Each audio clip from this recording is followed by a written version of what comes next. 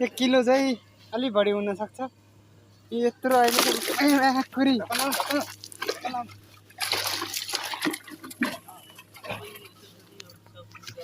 एकैचोटि झुन्डै भेट्यो अझै त। यो जाल राम्रो चाहिँ फैलेन नत्र अरु यो जालबाट भाग्दैन के एकचोटि आयो भने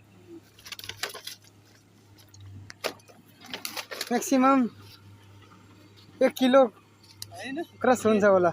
2 किलो लगभग पुगेछ नि यो। निस्क्यो दाइ निस्क्यो।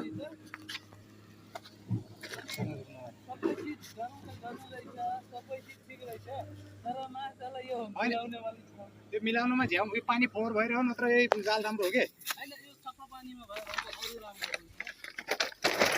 हुन्छ।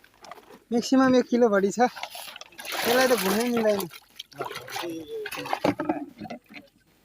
दबाइदिनु त्यहाँ पहिला ढक्कन दबाइदिनु ठाउँमा जम्मा गर ठुलो माछा हो यो मुझे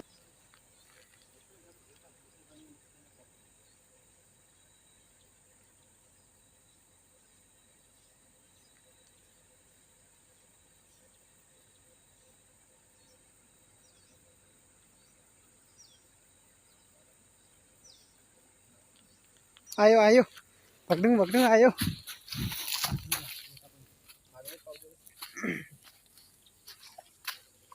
आयो माझी 4वटा रहेछ।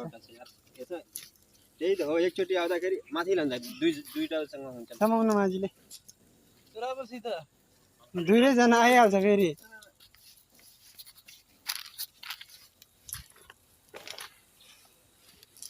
अघि जाल पुरा दामी भयो तपाईँ जाल यो ढिक्यो मम्मीलाई यो पकड्नु म यसो गर्छु हो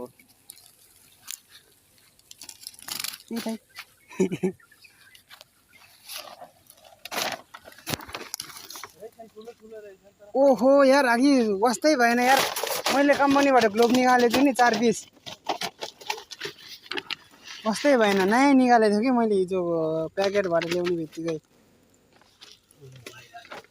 दाइ पहिला जाल राम्रोसँग गर्नुपर्छ नि ठिक छ चल्दै गर्नु पर्छ अड्किरहेको छ म निकालिरहेको छु भयो दाइ।